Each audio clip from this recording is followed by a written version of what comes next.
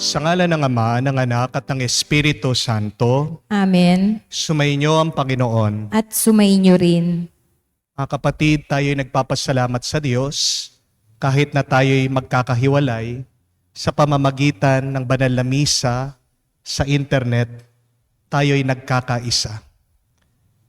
Umuuwi tayo muli sa bahay, sa tahanan ng Panginoon para tanggapin natin ang nagpapalakas sa ating kaluluwa ang kanyang banal na katawan at dugo. Tayo'y nagpapasalamat pa dahil kasama natin ngayon ang ating mahal na ina, si Maria.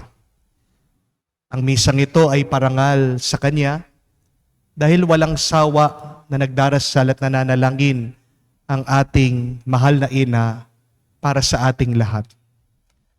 Kay sarap, hindi ba, na pag umuwi ka, hinihintay ka ng iyong ina. Kay sarap at kay saya kung alam mo meron ka pa rin maaasahan at masasandalan na isang mapagmahal na nanay na palaging makikinig sa iyong mga problema. Bukod sa ating Panginoong Jesucristo, nandiyan ang ating mahal na ina, si Maria. Kaya naman, bigay natin lahat ng ating pag-aalala, lahat ng ating pagod sa Kanya, at naway pagkatapos ng banal na misang ito, ng ating pananalangin at pagdarasal, tayo'y muling lumakas at maging masaya. At para tayo ay makitang karapat-dapat na makatanggap sa mga banal na misteryo, magpakumbaba muna tayo at aminin natin ang mapagkakataon na hindi pa rin tayo nagbago, mga pagkakataon na tayo'y nabuhay sa pagkakasala. Inaamin ko Sa makapangyarihang Diyos at sa inyo mga kapatid, na lubha akong nakasala sa isip, sa salita, sa gawa, at sa aking pagkukulang. Kaya'y sinasamo ko sa mahal na Birheng Maria, sa lahat ng mga anghel at mga banal, at sa inyo mga kapatid, na ako'y ipanalangin sa Panginoong ating Diyos. kaawaan tayo na makapangyarihang Diyos, patawarin tayo sa ating mga kasalanan, patnubayan tayo sa buhay na walang hanggan. Amen. Panginoon, kaawaan mo kami. Panginoon, kaawaan mo kami. Kristo, kaawaan mo kami. Kristo, kaawaan mo kami. Panginoon, kaawaan mo kami. Panginoon, kaawaan mo kami. Manalangin tayo.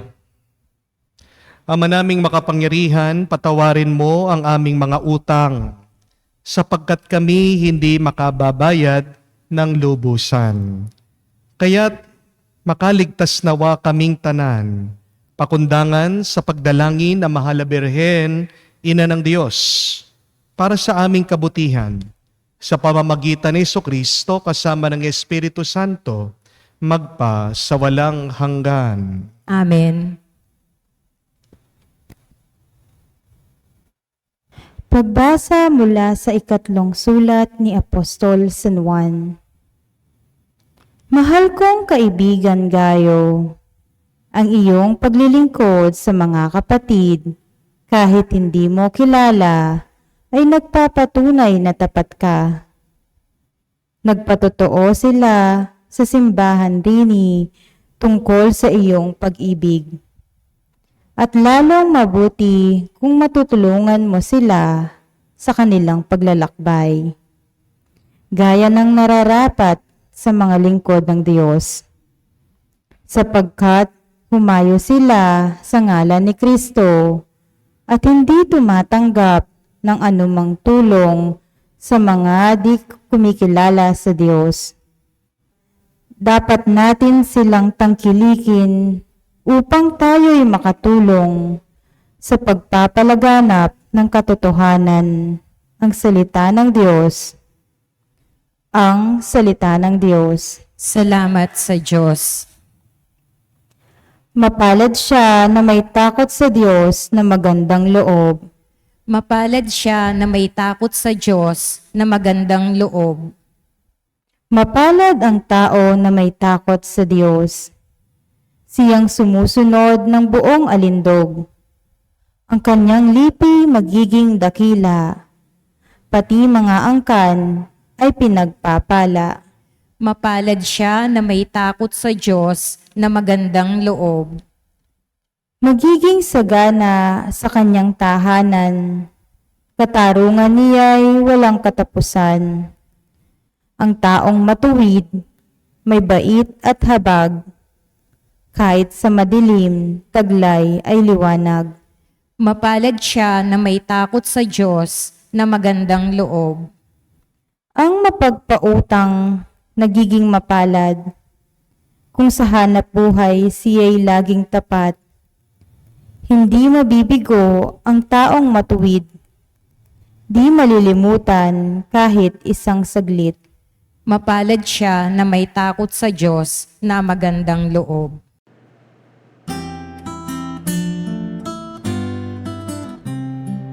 Alleluia, alleluia, alleluia, alleluia, alleluia, alleluia, alleluia, alleluia, alleluia, alleluia, alleluia, alleluia. Tayo'y tinawag ng Diyos upang magningning na lubos sa aral ni Kristo Jesus. Aleluya, aleluya. Sumainyo ang Panginoon. At sumainyo rin. Ang mabuting balita ng Panginoon ayon kay San Lucas. Papuri sa iyo, Panginoon. Nung panong yun, isinaysay ni Jesus sa kanyang mga alagad ang isang talimhaga upang ituro sa kanila na dapat silang manalangin lagi at huwag manghina. Sa isang lungsod, wika niya, may isang hukom na hindi natatakot sa Diyos at walang taong iginagalang. Sa lungsod ding yun ay may isang babaeng balo na punta ng punta sa hukom at humihingi ng katarungan. Tinatanggihan siya ng hukom sa loob ng ilang panahon. Ngunit nang malaunan ay nasabi nito sa sarili, "Bagamat hindi ako natatakot sa Diyos, ni gumagalang kanino man, igagawad ko na ang katarungang hinihingi ng babaeng ito sapagkat lagi niya akong ginagambala. Baka pa ako'y mainis sa kaparirito niya." At sinabi ng Panginoon, "Narinig ninyo ang sinabi ng masamang hukom? Hindi ipagkakait ng Diyos ang katarungan sa kanya mga hinirang na dumaraing sa kanya araw, gabi. Bagamat tila nagtatagal iyon. Sinasabi ko sa inyo, agad niyang igagawad sa kanila ang katarungan. Ngunit pagdating ng anak ng tao sa daigdig na ito, may makikita kaya siyang mga taong nananalig sa kanya?" Mga kapatid, ang mabuting balita ng ating Panginoon. Pinupuri ka namin, Panginoong Heso Kristo. Magandang araw po muli sa inyong lahat. When should we quit and surrender? Kailan ba tayo dapat huminto? Kailan ba dapat tayo sumuko? Kailan ba dapat tayo tumigil na lang? Kapag sawa ka na, kapag pagod ka na, kapag sobrang lungkot mo na, titigil ka na, susuko ka na, hihinto ka na? No, my dear friends. Wag po. Because I want you to remember this. You should only stop, you should only quit, you should only surrender first when you have succeeded in life. Amen? Second, when you're already happy and contented. Amen? Third, when you are already with God. Huwag kang susuko kung hindi ka pa nagtagumpay. Huwag kang susuko kapag hindi ka pa masaya. Huwag kang susuko kung hindi mo pa narating ang pangarap mo, ang panaginip mo, pag hindi mo pa nakuha ang gusto mo. Ang kasabihan nga po, when you fight, you might lose. But if you don't fight, you have already lost. Opo, alam ko, nakakapagod ang buhay. Opo, alam ko, nakakasawa ang mga pagsubok sa buhay. Opo, alam ko, nakakangawit ang palaging nagsusumikap ang nagtatrabaho.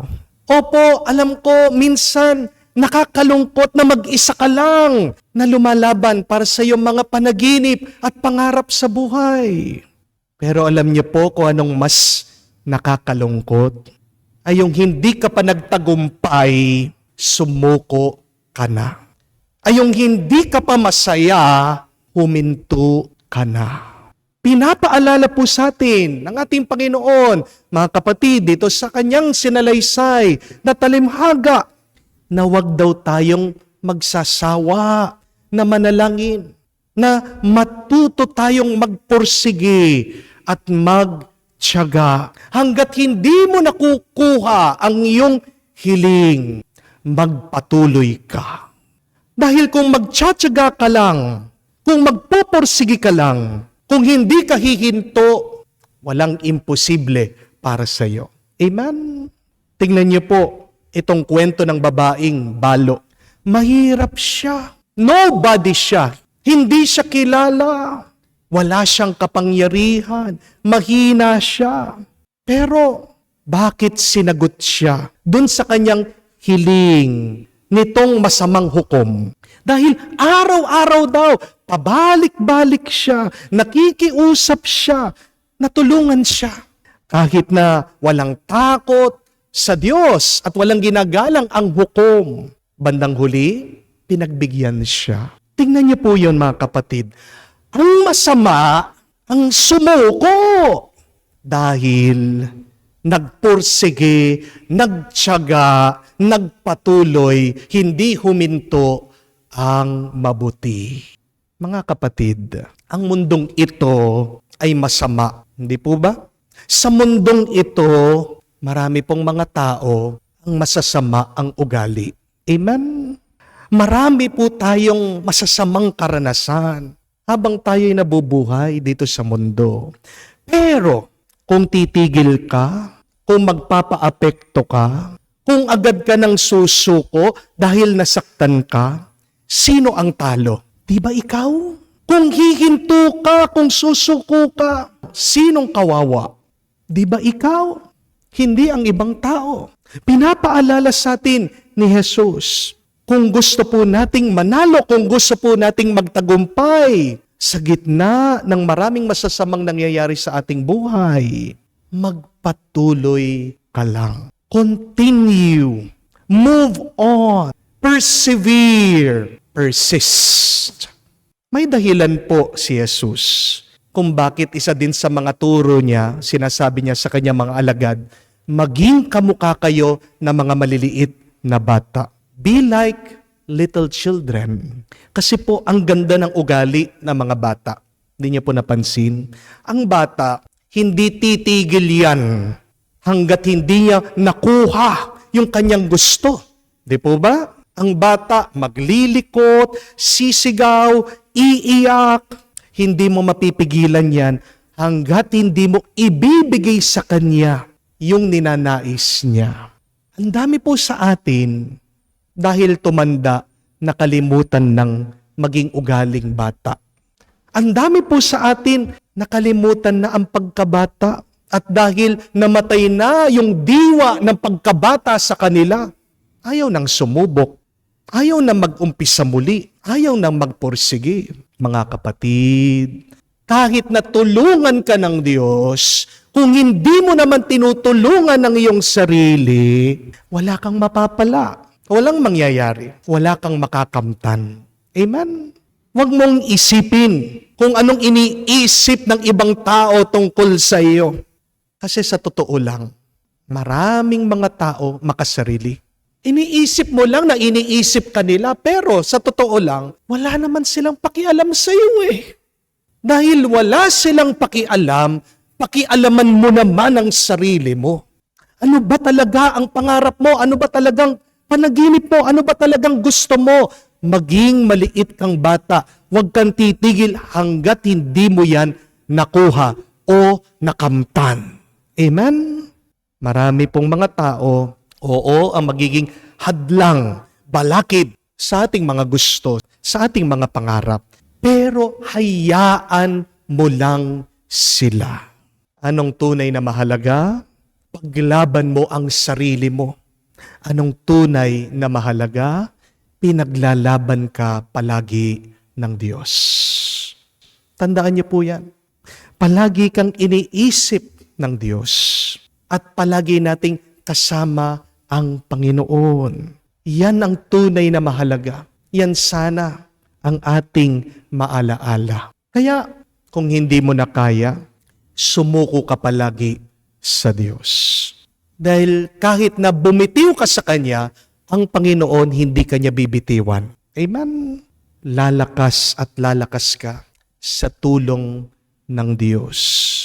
Ang ganda po ng aking nabasa na quotation, sabi, "A river cuts through rocks, not because of its power, but because of its persistence."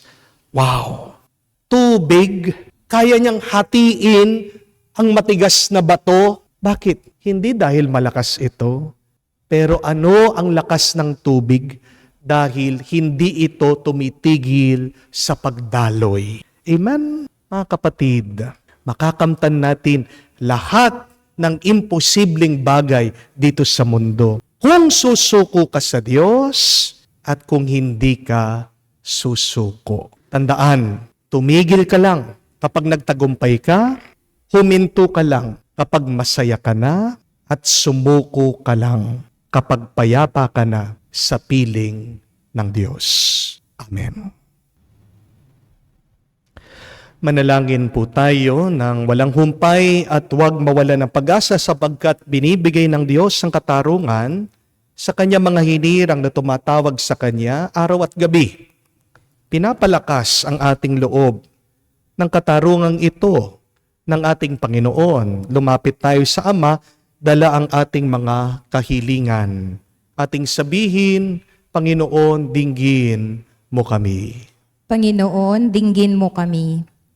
Ang simbahan sa pamamagitan ng kanyang mga lingkod, naway maging masigasig sa gitna ng mga pagsubok at pagdurusa, at huwag mawala ng tiwala sa pagpapahayag ng Ebanghelyo. Manalangin tayo sa Panginoon. Panginoon, dinggin mo kami.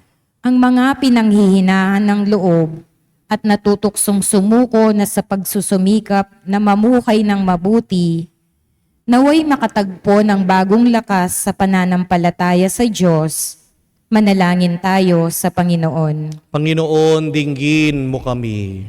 Yaong mga nahihirapang magdasal, naway maging masigasig muli sa pananalangin at bigyang puwang ang Diyos sa kanilang pang-araw-araw na buhay. Manalangin tayo sa Panginoon. Panginoon, dinggin mo kami. Sa katahimikan po ng ating puso, banggitin din natin sa Diyos ang ating mga personal na pangangailangan.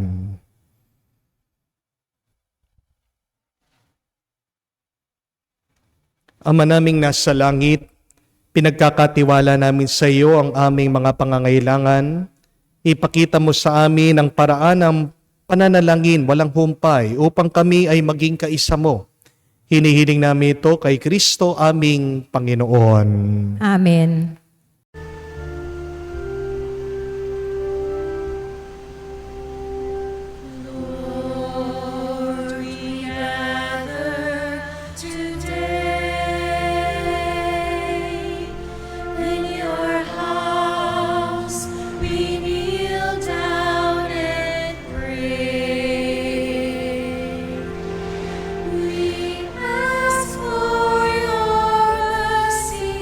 As we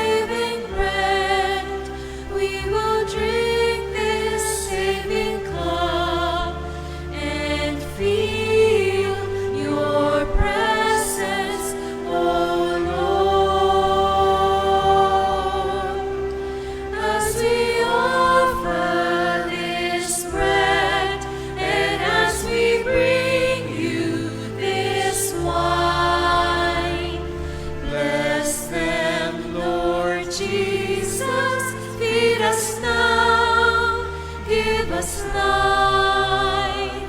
Send us your Spirit, the source of our lives, and together we will serve you with love. Manalangin kayo mga kapatid para ang ating paghahain ay kalugdan ng Diyos amang makapangyarihan. Tanggapin nawa ng Panginoon itong paghahain sa iyong mga kamay, sa kapurihan niya at karangalan, sa ating kapakinabangan at subuong sambayanan niyang banal. Ama naming lumikha ang iyong nagkatawang taong anak ay tumutulong nawa sa aming ginagawa upang siya na iniluwal ni Maria na di bumawas kung hindi lalo pang nagpaganap sa pagkabirhen ay mapaggindapat na kalugdan mo ang aming paghahain sa ikipagpapatawad ng mga kasalanan sapagkat siya ang Panginoon kasama mo at ang Espiritu Santo magpa sa walang hanggan. Amen. Sumainyo ang Panginoon. At sumainyo rin. Itaas sa Diyos sa inyong mga puso at diwa. Itinaas na namin sa Panginoon. Pasalamatan natin ang Panginoong ating Diyos. Marapat na siya ay pasalamatan. Ama naming makapangyarihan, tunay nga marapat ikaw ang aming pasalamatan. Bukod mong pinagpala maging ina ni Jesucristo, ang mahal na birhen, nagpupuri at naggagalak sa iyo. Ikaw ang gumagawa ng tanang dakilang bagay. Ikaw ang lumilingap sa lahat kailanman. Nilingap mo ang mahal na birhen bilang iyong abang alipin, ng iyong bininyagan, ng iyong binigyan ng tungkuling, kumalinga sa anak mong manunubos namin. Kaya kaisa ng mga anghel na nagsisiawit ng papuri sa iyo, nang walang humpay sa kalangitan, kami nagbubunyi sa iyong kadakilaan.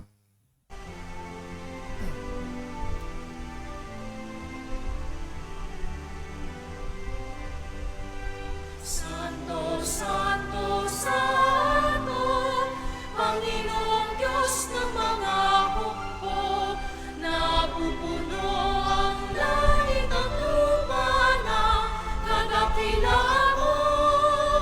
Hosana, Hosana, sa kaitaasan, pinagpala ang naparito sa ngalan ng Panginoon.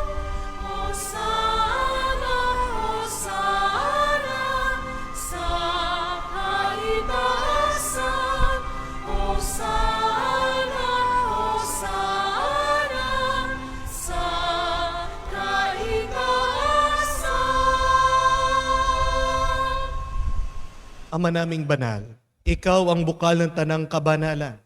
Kaya't sa pamagitan ng iyong Espiritu, gawin mong banal ang mga kaloob na ito upang para sa amin maging katawan at dugo ng aming Panginoong Heso Kristo. Bago niya pinagtiis ang kusang loob na maging handog, hinawakan niyang tinapay, pinasalamatan kanya. Pinaghati-hati niya iyon, inabot sa kanyang malagad at sinabi, tanggapin ninyong lahat ito at kanin. Ito ang aking katawan na ihahandog para sa inyo.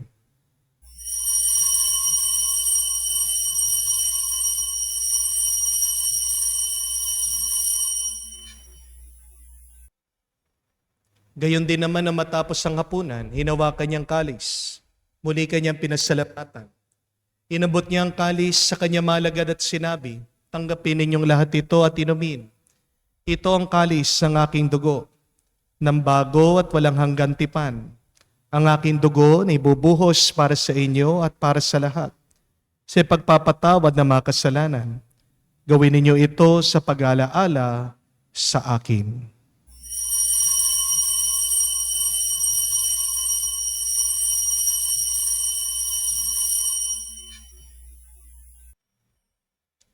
Ang misteryo ng pananampalataya. Aming ipinahayag na namatay ang iyong anak, nabuhay bilang Mesiyas.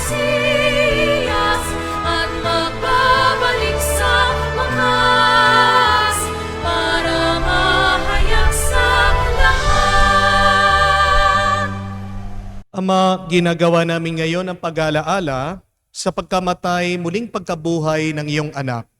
Kaya tinialay namin sa iyo ang tinapay na nagbibigay buhay at ang kalis na nagkakaloob ng kaligtasan.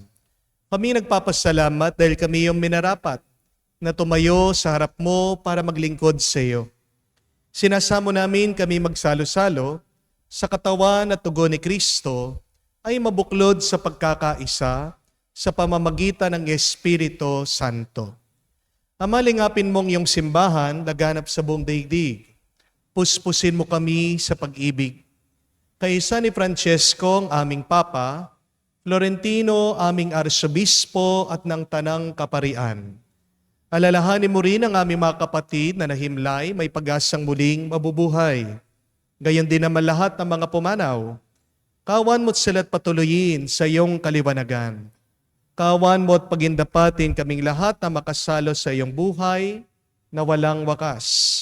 Kaisa na mahal na Birhen Maria, Ina ng Diyos, kaisa ni San Jose, ang kanyang malwalhating esposo, kaisa ng mga apostol at lahat ng mga banal na namuhay dito sa daigdig na kalugod-lugod sa iyo. May pagdiwang nawa namin ang pagpupuri sa ikararangal mo sa pamamagitan ng iyong anak, aming Panginoong Heso Kristo. Sa pamamagitan ni Kristo, kasama niya at sa Kaniya, ang lahat ng parangal at papuri ay sa iyo, Diyos Ama, makapangyarihan, kasama ng Espiritu Santo, magpasawalang hanggan. Amen, amen, amen. Sa nakakagaling na utos sa turo ni Jesus sa Panginoon natin at Diyos, ipahayag nating lakas loob.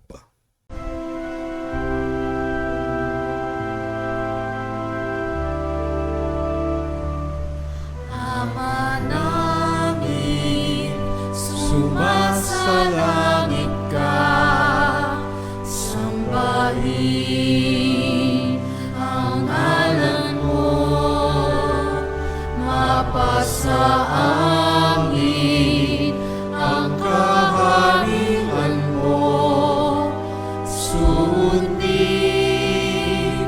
ang loob mo dito sa lupa para nang sa langit.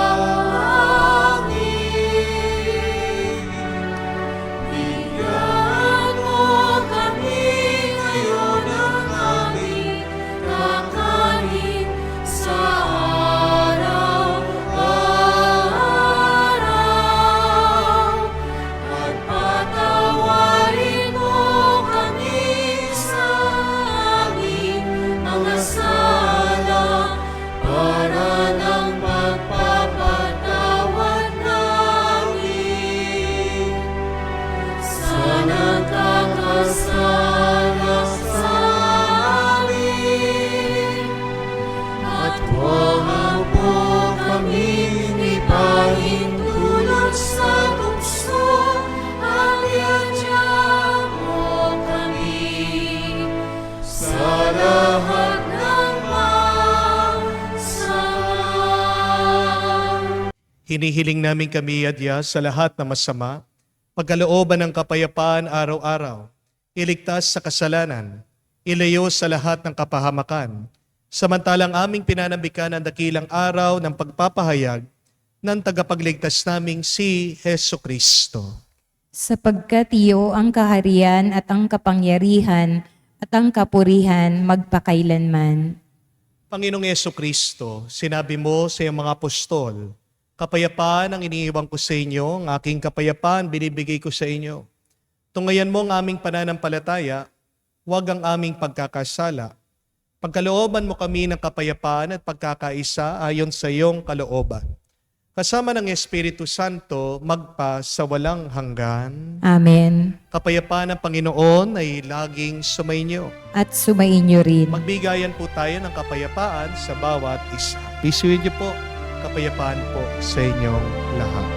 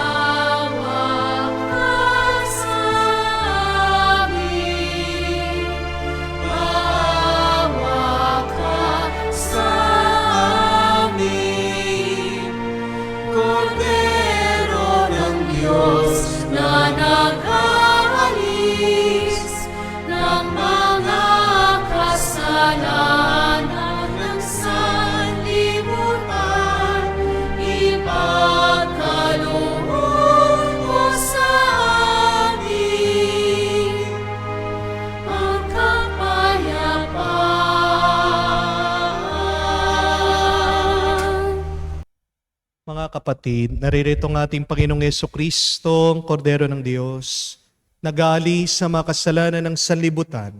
Mapalad tayong lumalapit sa piging ng Kordero. Panginoon, hindi ako karapat-dapat na magpatuloy sa iyo, ngunit sa isang salita mo lamang ay gagaling na ako.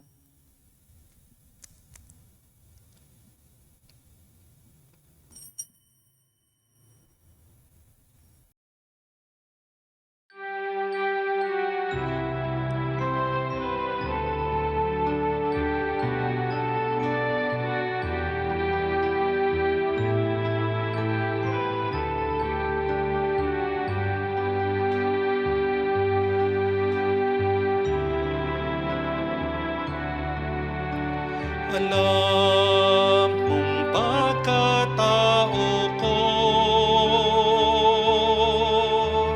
wala akong matatago.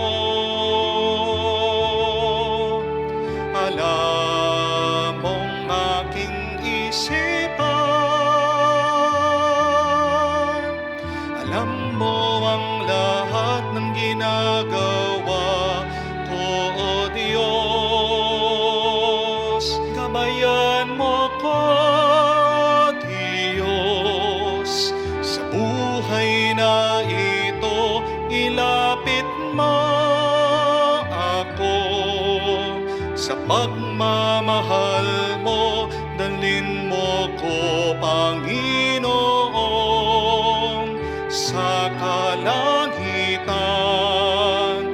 Buhay kasama mo. Manalangin tayo.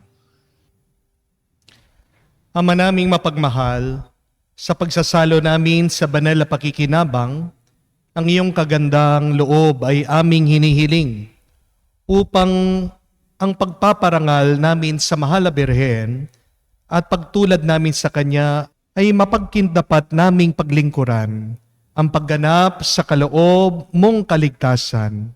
Sa pamamagitan ni Jesucristo kasama ng Espiritu Santo, magpa sa walang hanggan. Amen. Isa sa lakas ng tao ay ang kanyang pagpupursige at pagtsatsaga. To persist, to persevere is our superpower. Hanggat hindi ka nagtatagumpay, huwag kang hihinto. Kung pagod ka, magpahinga ka.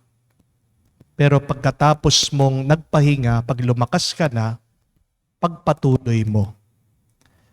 Nakita po nila sa pag-aaral that more than 70% of the world's riches in the world, the billionaires, came from poverty. Paano nangyari mula sa kahirapan, mga dukha, biglang umangat? Bukod po sa matalino sila, hindi sila huminto. Kaya mga kapatid, yan ang ating hilingin na grasya sa Panginoon. Ang grasya na magpatuloy kahit na maghirap, kahit na malungkot, kahit na mabigat. Pero ngayong araw, ang assignment ko po, magpahinga muna tayo. Break muna. Weekend na eh. At ang pinakamagandang pagpapahinga ay kasama kapiling ng Diyos. Lalong-lalo na ang ating mahal na ina. Kapatid, huwag niyo pong palalampasin ang weekend na ito na hindi kayo magrosaryo o manalangin. Hawakan niyo po ang inyong mga rosaryo at isipin niyo na parang kamay ng ating mahal na ina ay hinahawakan kayo, ginagabayan kayo at pinapalakas kayo. Naway sa inyong pagpupursige, makamtan niyo ang imposible. Sumayin niyo ang Panginoon. At sumayin niyo rin. At kayo ay basbasan ng Diyos, makapangyarihan sa lahat, sa ngalan ng Ama, ng Anak, ng Espiritu Santo. Amen. Ang ating misa ay natapos na. Humayo kayo sa kapayapaan ni Kristo. Salamat sa Diyos.